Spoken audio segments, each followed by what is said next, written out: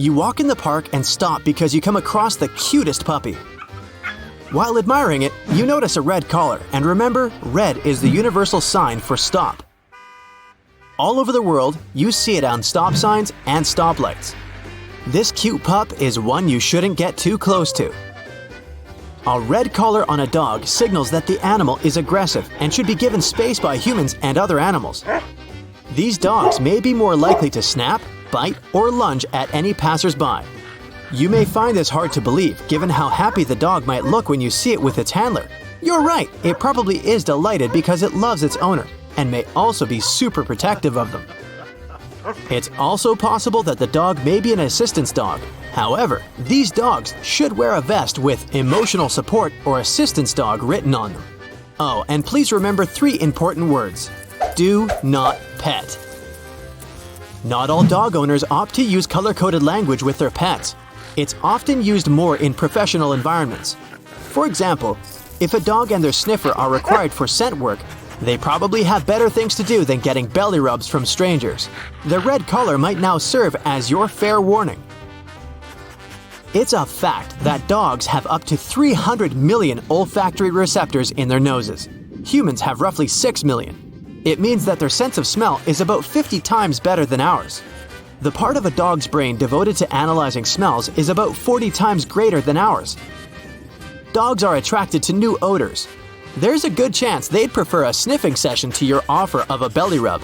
It could just annoy them. Why don't we take a look at some other things that can irritate your dog? This first one might hurt your feelings and be hard to accept. Have you ever noticed your dog freezing in terror when you go to hug it?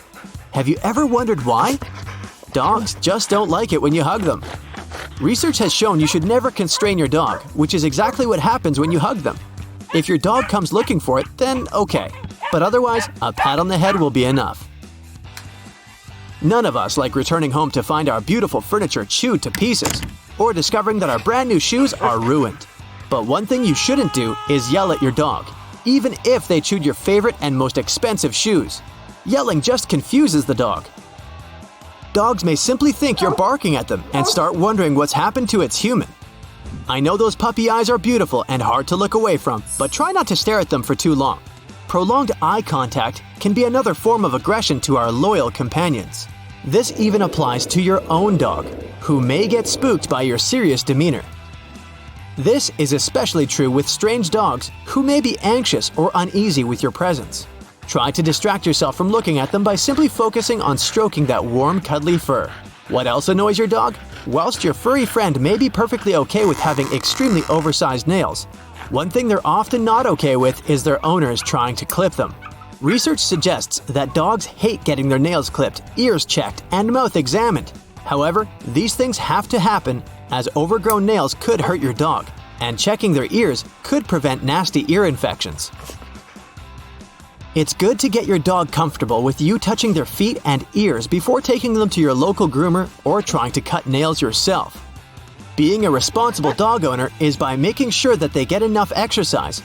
And dogs always love a walk, right? Well, not always. Let's be practical about this. You're at the beach on a sunny day. You walk on the sand barefoot and suddenly you feel your feet burning. You quickly struggle back to your towel. See where I'm going with this? If it's too hot for your feet, it's probably too hot for your dog's paws. And it's not just burning feet you need to be worried about. The heat itself can harm your dog. Dogs can cool themselves by panting. However, this method is not too effective in hot weather. By moving your dog walking sessions to early mornings or late afternoons, you could be doing that puppy of yours a big favor. Variety is the spice of life, and don't think this doesn't apply to dogs. Especially when it comes to the games you play with them. When we think of games to play with our dogs, the best most of us can come up with is fetch. We're not the ones that have to desperately chase after the ball, so this is quite convenient. Be more creative. Try some other games. One of which is tug of war, which involves equal effort from both dog and human. Dogs love this game, and contrary to popular belief, it has no connection to aggression. Especially if you alternate between who wins each round. This game will also teach your dog a vital skill in impulse control. Games that end early will teach your dog the difference between what's acceptable and what isn't. You can also play training games with your dog. Giving your dog a treat when they look at you without being asked to will enable you to have more control over them. Although they're animals, dogs do have some traits in common with humans. Example, they won't get along with everybody, so don't try to force a dog into a friendship with another dog. Some dogs are shy, whilst others are social butterflies. Our job as responsible pet owners is to find out how we can make our dogs comfortable. Dogs have different levels of confidence.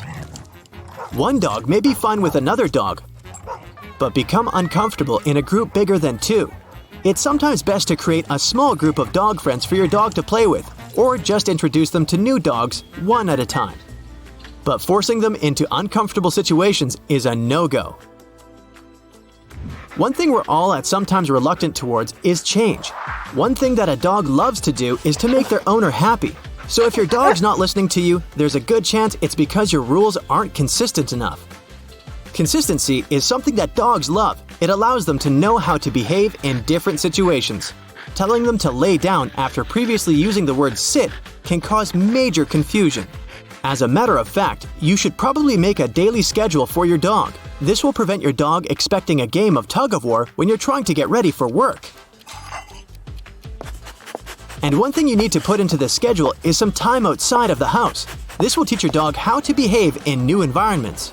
You can't just expect your dog to enter one of the many dog-friendly cafes that now exist and know how to be a good girl or boy. Take baby steps. If your dog becomes excited, you're moving too fast. Oh, and don't forget those yummy treats to reward your pooch for good behavior.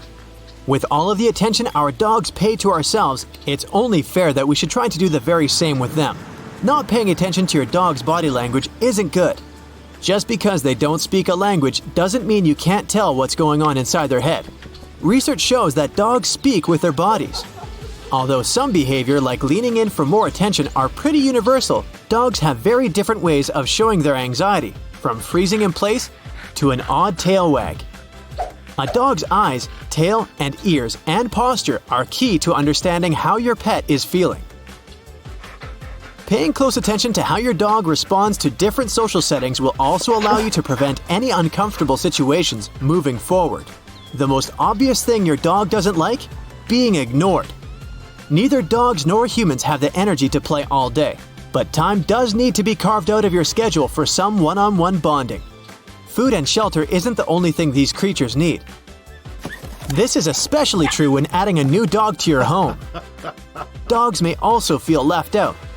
Please make sure the older dog doesn't feel unloved.